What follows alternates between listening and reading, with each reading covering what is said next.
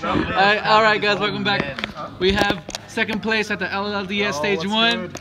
Hello duelists. I was undefeated except for one round today at the Perth 60-man LLDS. I was playing Trickstar Sky Strikers, which I thought was a good deck for the event. I'd like to do a shout out to my team, Los Banditos. Where's Connor? Tearing up the local events lately. Except Connolly Kelly, Connor Kirsch, who went 1-3. Mangy Hunter and Leo Martinez himself. Here we go. Anyway, into the deck profile, Hunter, not my I ran a Okay, pretty standard Trickstar. Oh, sorry. There we go. I ran a pretty standard Trickstar engine. I was thinking of playing the third Lycos because I thought the burn damage is really relevant in like the mirror match and like against Pure. Yeah. But then I realized I don't play Desires and it's sort of another brick, so I just stuck with this and it worked out fine. Yeah. For the hand traps, I played 3 Droll, 3 Ash, 2 Valor. I was actually thinking of cutting Droll. I feel like there's better hand traps in the format right now. Doesn't work that way. But like the interaction with Reincarnation is pretty unfair, and because of that I kept them in. Yeah. But if I didn't have Reincarnation, I'd probably replace it to like Ogre or more Valor or something like that. I played 3 Ash, which is like the most well-rounded hand trap of the format. I feel like a lot of decks can at least push through an Ash and still kill you, or like put you in a situation where it's hard to recover, but because it's just so generic, it hits everything, and in the LLDS there's a bunch of like random decks, so it felt safe putting these in. Same for the Valor. I feel like when I was playing Trickstars, I'll explain the rest of my deck later, but like most of the times I feel like I was lacking effect negation, and that's why I put in the Valors. I built my deck for the meta of Perth, and there's a lot of Invoked, and this card's insane against Invoked, and it's okay even in the mirror match or against Pure, because eventually they'll have to link and make a push, and you can always, you can always use it, so it's never a dead card. Yeah. And then for the last 2 months I played Sky Blasters. I was playing 3, but I felt like there wasn't very many times where I wanted 2 in my hand, because you play the first one, you go through your Link Spider, Link Kuriboh, and the second one isn't as good anymore. Yeah. So I played 2 because I did want to see it, like with Engage and Trickstars, you deck thin so much, there's a good chance you'll draw at least 1. Yeah. But I didn't want to draw 2 because the second one is never as potent, because you have awkward situations where you can't get the tokens. So I just played 2. I feel like a lot of decks are cutting this, but I don't know why, because I feel like this card is a better version of Scapegoats, because if you have Hornet Drones, Kagaris, and OTK with Ball Sword, or Nightmare combo, and this is just a faster version of Scapegoats. So if you're playing 3 versions of Scapegoats, why don't you play this? That's my logic. So I played 2, Yeah. and it was really good for me today. For my traps, I played 2 Imperms, 2 Strikes, and 2 Reincarnation. I really disagree with the 3 Reincarnation. Like, I know it's a Monster Reborn, but I feel like there's almost never a situation where you want to open 2 Reincarnations, because even if you have to draw, a single Ash stops that whole play, and it's a searchable card. Like, yes, it is a strong card, but I feel like if you use it as an interruption, you still give them a full hand and you neg 1, and it's just too slow if you draw into it when you're facing a board. It's just, there's awkward situations that you can always search this almost, so at least 1. So I feel like Did you ever miss the third? No, never. I used to play 3, but I've been playing 2 for a while, and it's always been good. I never went back, so it's good for feeling nightmare plays. Like, you have to play it, but like, yeah, I think 2's fine. I played 2 Strikes for the same reason. It's the LLDS, and you don't really know what you face, and I feel like this is the most generic, like, interruption you can have. It's good against almost everything, almost every deck. The only deck sucks against like the mirror match or when the afterburner is stuff with space. Or Goki, right? Like, yeah. I think that's one of the major things that I'll be blasting. Strike in a Goki, like I don't know, like even against Goki, like if you have this, it destroys the monster, which is really good as a counter trap. So against a lot of decks, it just shuts down their plays. So it's insane. I played 2 Impermanents.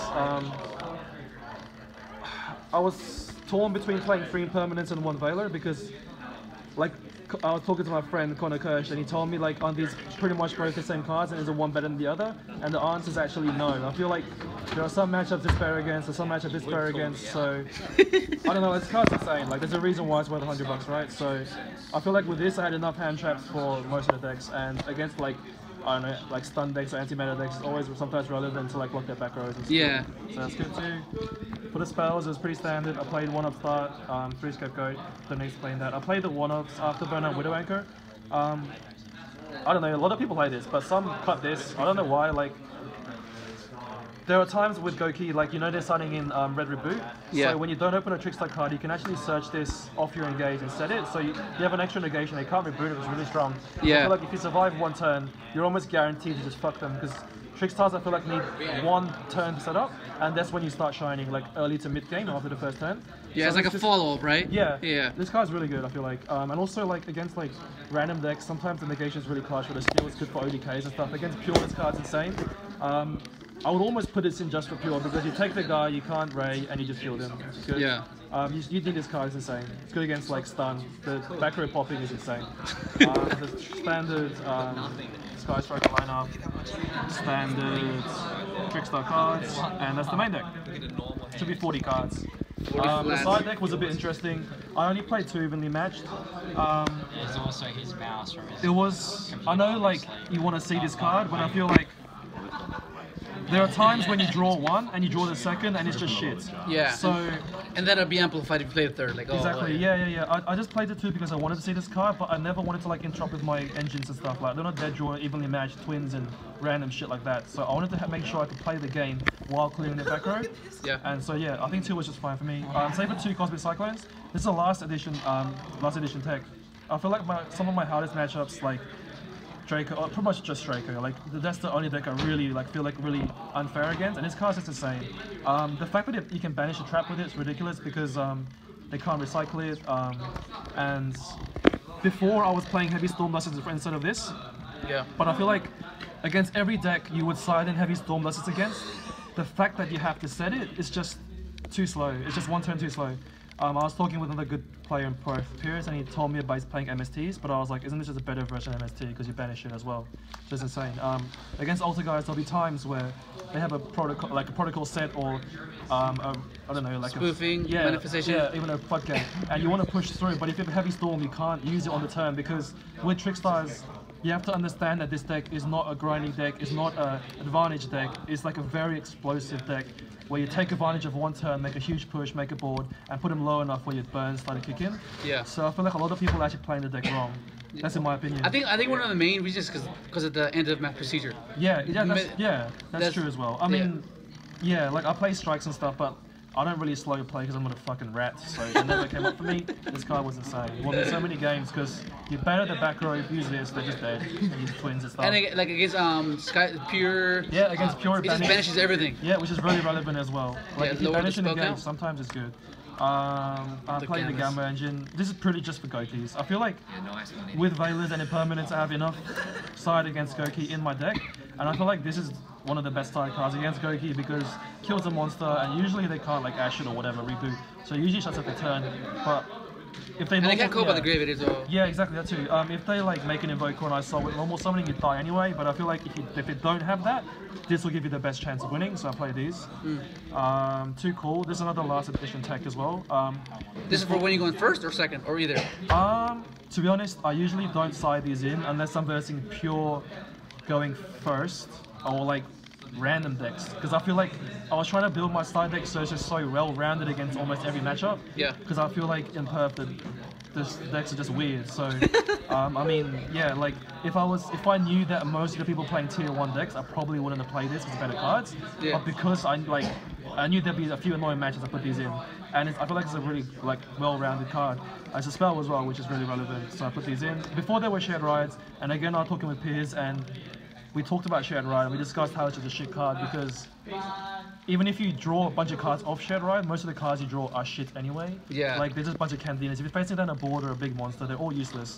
So, like, I'd rather stop their plays rather than the bank drawing cards and hoping they actually do something, which most of the time they won't. Yeah. So I feel like this is one of those cards that What do did you that. want to hit like Against what? with Call by the Grave? Like, what's the one or two cards that you I don't absolutely know, want? probably like a Ray. Ray's really annoying, because if you get rid of Ray, you can educate with this deck super easily against Pure. Super easily, because light stage freezes back rows, so you just call Ray and educate with a sword, which is really relevant. There's like one good BA player, like, I don't know, rogue decks, so like Yeah. plants or something. Oh, okay. Yeah, so I hope that's good against that. I played 2 Mind Crush. What did you mind crush today? Nothing, I didn't resolve it once, but I just put it in because I wanted on the card deciding going first against Pure, because I play strikes, but I know they play like twins and stuff and jamming waves, so I wanted the card I can actually chain it to. and it's one of those cards. And I feel like because I took Shared Ride out, I needed some more cards aside for the mirror as well because I don't really have too many. So I feel like this card's really good against the mirror because it guarantees to search something, and it's just always live. Yeah. Like yeah, people even maining them. They're really good. And the last cards are twin, pretty standard. Triple twin? Yeah, of course. MVP. Normal Link ones, normal Sky Striker engines, pretty standard. I was playing Space. If anything, this would probably be the first card that I cut in my deck. I kept it in because against good players, when you search Engage of Shizuku, sometimes they'll leave your Candino or Lycris on field, and the next turn, if you don't have Candino in hand, that, like, you can't really do anything. You can't play these Striker cards, you usually don't have anything, so this is a way to clear that and just link off. Yeah.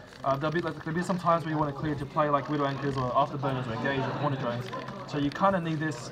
Going back in hindsight, I'll probably play the Repo Juices card over this, so you can do like Link into like this, make this with Reproducers, which is Earth, and you can make Ningirsu and clear their back row on the Gozen, which sometimes comes up. But I don't play Ningirsu anyway. If I cut this, I'll probably play Ningirsu, but yeah, it was fine for me.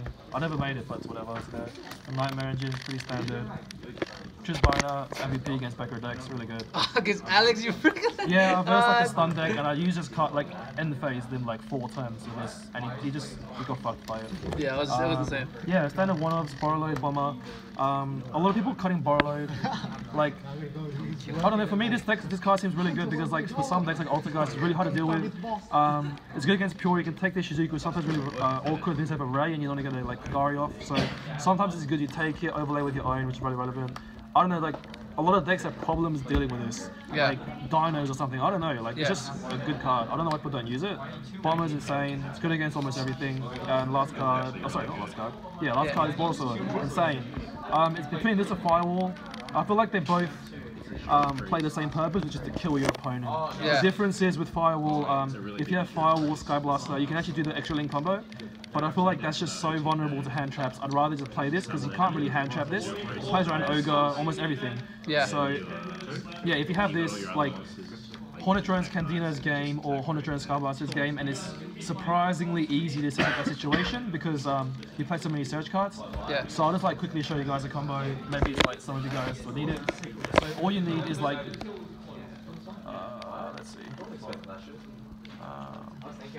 So I'll just show you the Candino one because it's harder than the other one with the Skyblast, because that's like, if you can't do that, don't play the deck. So you need like any combination of one of these 2 cards, which is like really common because everything searches everything. Yeah. So it's pretty easy. You also need one more card in hand. Oh no, not really, you don't actually. So you play Hornet Drones. Get a token, distribute it, make the Kagari. This is assuming like a perfect situation where they have no hand trap, no back row, whatever. Yeah. But you'd be surprised how often that actually happens because you have light stages and stuff, and like it actually happens a lot. So I probably killed like, I don't know, 7 or 8 people using this combo today. So you just play this again. You normal summon Candina, and obviously it depends on the rest of your hand. Like if you open like another copy of this, or if you open Reincarnation or Lycris, you can actually kill them through an like Phaleo, Ogre, Ash, because you can do it without normal summoning, which is really, really huge. But I'm assuming that we just have the bare minimum here. So use its effects. Let it be, let it be. I'll get We're Lycris. watching greatness. So you just bounce this, and yeah, you link this away. Pretty standard. You make the Hyade. That's why like I was thinking of cutting Space, because this sort of serves the same purpose as Space, which is really good. So you link these 2, the Goblin. So you discard any card, doesn't really matter. Discard this, summon this, and off this. Yeah. It depends what you have in grave, obviously, but like if you're going for the bare minimum AK damage on an empty board, you just search the Lilybell. Where's that? Sorry. So yeah, Lilybell. So you just summon it, and from this, it's just game. Yeah. So you just tribute these 3, and assuming you have light stage up, it's just AK damage. So yeah, like if they have a monster, it's upwards of 8Ks. If they have any monster, it's even a 3K attack. So this card's insane. Always like 3K damage. So attack 3K, attack for 2K, change the defense, attack for 3K. And it's like 8K. Yeah, that comes up a lot, and it's just insane. Not just have that as a toolbox. It's just it's everything pretty good. searches everything, so it's a really consistent 80K. Yeah. Damn, there it Thanks is, for dude. watching, guys. What about any other decks you're Oh yes. Oh, also, I was thinking of running Honest because my friend Connor Kersh, who went 1-3, tried to convince me. But It's a good- luckily, our plug supplying the Honest fell asleep. So I did not put them in my deck, and I'm lucky I didn't. So thanks for watching. Like and subscribe. Adios. Thank you.